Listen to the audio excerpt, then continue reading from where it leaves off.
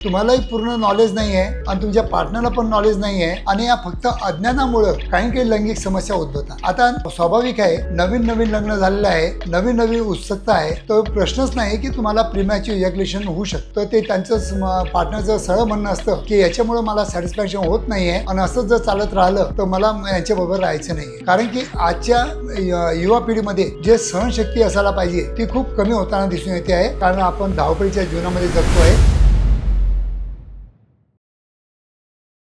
नमस्कार मित्रांनो, आज मी 40 वर्षापासून प्रॅक्टिस करीत आहे आणि बरेच माझ्याकडे असे पेशंट येतात की लग्न झाल्याबरोबर within a span of 8 days म्हणा किंवा 1 मंथ म्हणा किंवा 6 मंथ म्हणा त्यांचं डिवोर्स घेण्याचं प्रमाण खूप वाढलेलं आहे। याचं जे मेन रिझन असतं की बऱ्याच वेळा काही वेळा लैंगिक समस्या उद्भवल्यामुळे दोघांमध्ये बरोबर म्हणजे पटत नाही किंवा दोघांमध्ये किरकिरी होते आणि त्याच्यामुळे डिवोर्स घेण्याचा ते निर्णय घेतात। तर असं का बरं घडतं, याच्यावर आपण उपचार करू शकतो, या सर्व विषयी आज आपण या व्हिडिओद्वारा थोडक्यात आणि सायंटिफिक इन्फॉर्मेशन घ्यायचा नेहमीप्रमाणे प्रयत्न करीत आहोत। मित्रांनो, माझे मराठी व्हिडिओ तुम्हाला आवडत असतील तर नक्कीच माझ्या मराठी चॅनलला सबस्क्राईब करा, मला प्रोत्साहित करा, जेणेकरून रोजचे मी तुम्हाला 2 व्हिडिओ तुमच्यासाठी बनवत असतो, तर तुम्हाला नक्कीच व्हिडिओ मी देत राहील आणि त्याच्यामुळे माझा पण उत्साह कायम राहील। आणि जर आवडला तर नक्कीच आपल्या मराठी बांधवांना शेअर पण करा। तर मित्रांनो, आजचा जो विषय आहे की बऱ्याच वेळा माझ्याकडे अशी कपल येतात की त्यांच्या दोघांमध्ये काहीतरी लैंगिक समस्या उद्भवून जातात। लैंगिक समस्या उद्भवण्याचं कारण काय असतं की बऱ्याच वेळा असं होतं की पुरुषाला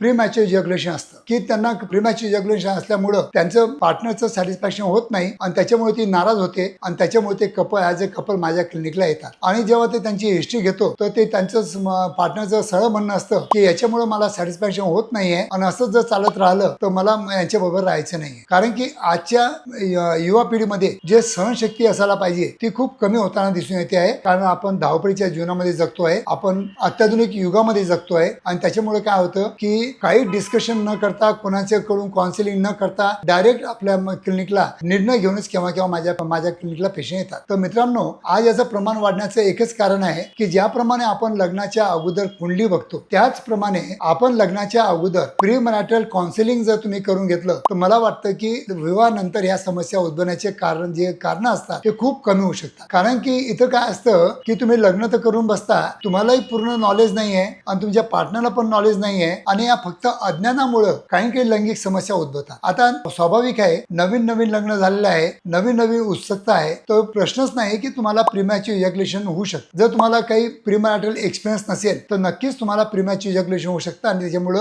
तुमची पार्टनर नाराज होऊ शकते। त्यांचं पण स्वाभाविक आहे की त्यांचं सॅटिस्फॅक्शन झालं नाही तर त्यांना कुठेतरी असं वाटतं की आपल्या पुरुषामध्ये काहीतरी कमतरता आहे। दुसरं कारण असं असतं की केव्हा सुहागरात्रीच्या दिवसापासूनच आपलं जर म्हणजे त्या पुरुषाची जर प्रिपरेशन बरोबर नसेल किंवा माइंडसेट बरोबर नसेल तर त्या दिवशी जर त्याचा संबंध व्हायला पाहिजे ते होत नाहीत आणि त्याच्यामुळे त्याच्या माइंडमध्ये परफॉर्मन्स अँक्झायटी डेव्हलप होते आणि कालांतराने ते इरेक्टाईल डिस्फंक्शन मध्ये म्हणजे नपुसंकतामध्ये रूपांतर होतं आणि त्याच्यामुळे पण लैंगिक समस्या उद्भवतात। असे पण माझ्याकडे कपल येतात की डॉक्टर साहेब, हे कितीही प्रयत्न करून आणि मी कितीही प्रयत्न करून त्यांना प्रॉपर इरेक्शन होत नाही आणि इरेक्शन प्रॉपर न झाल्यामुळे आमचे काही इंटरकोर्स होत नाही। आज वर्ष झालं, 2 वर्ष झाले, 3 वर्ष झाले, आता मी किती थांबायचं? हे पण असे पण माझ्याकडे पेशंट येतात। याचं मेन कारण असतं मित्रांनो, ते असतं परफॉर्मन्स अँक्झायटी। कारण की आपण स्टार्टिंगला जेव्हा खूप प्रयत्न केल्यानंतर 5, 6, 10 वेळा 20 वेळा प्रयत्न केल्यानंतर पण आपण जेव्हा फेल्युअर होतो तेव्हा आपल्या माइंडमध्ये परफॉर्मन्स अँक्झायटी डेव्हलप होते आणि जेव्हा आपण करायला जातो तेव्हा आपल्याला प्रॉपर इरेक्शन येत नाही आणि ही शृंखला तयार होऊन जाते आणि त्याच्यामुळे केव्हा 2-2, 3-3, 4-4, 5-5 वर्ष झाल्यानंतर पण पहिला इंटरकोर्स न करणारे कपल माझ्याकडे खूप प्रमाणात येतात। दुसरी गोष्ट,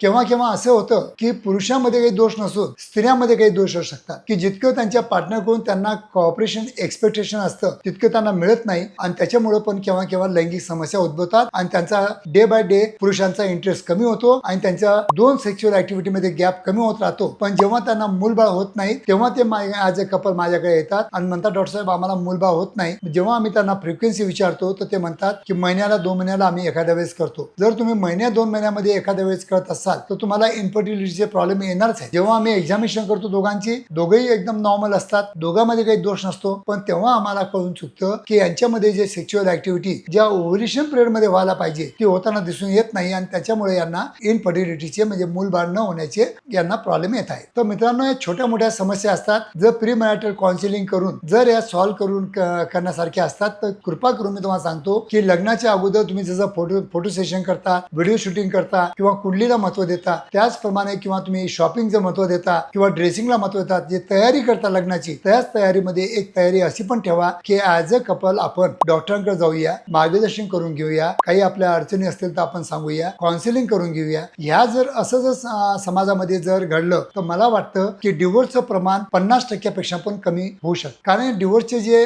रिझन असतात जेव्हा माझ्याकडे येतात त्यांची इतके छोटे मोठे कारण असतात की ते आपण इझिली सॉल्व्ह करू शकतो. काही डिवोर्स घ्यायची गरज पण पडत नाही. पण आपल्या दोघांमध्ये जेव्हा माझ्याकडे कपल म्हणून येतात, दोघांमध्ये एक म्हणजे सामंजस्य पाहिजे की म्हणजे दोघांनाही काउन्सिलिंग करून घ्यायची तयारी पाहिजे. कोणी मागं दोन पाय करणारा पाहिजे. कारण की फक्त जिद्दी करून किंवा माझ्यामध्ये काही दोष नाही, किती म्हणते माझ्यामध्ये दोष नाही, असं जर तुम्हाला म्हणजे असं जिद्द केली तर मला वाटतं हे प्रॉब्लेम वाढू शकतात. म्हणून मित्रांनो, प्री मॅरिटल काउन्सिलिंगला खूप महत्व द्या आणि केव्हाही तुम्हाला असे काही प्रॉब्लेम असतील नक्कीच माझ्या कोणत्याही आशा किरण क्लिनिकला इथं भेट द्या. माझे क्लिनिक मुंबईला आहेत, पुण्याला आहे, त्यानंतर कोल्हापूरला, नाशिकला, नागपूरला भरपूर जागे माझे ब्रांचेस आहेत. कुठेही तुम्ही जर दिलं तर माझा एक्सपर्ट स्टाफ जो आहे तो तुम्हाला प्रॉपर काउन्सिलिंग करून तुम्हाला नक्कीच तुमच्या वैवाहिक जीवनात आणि तुमच्या सेक्शुअल लाईफ मध्ये नक्कीच तुम्हाला बदल घडवण्यात नक्कीच मदत करू शकतात. धन्यवाद मित्र.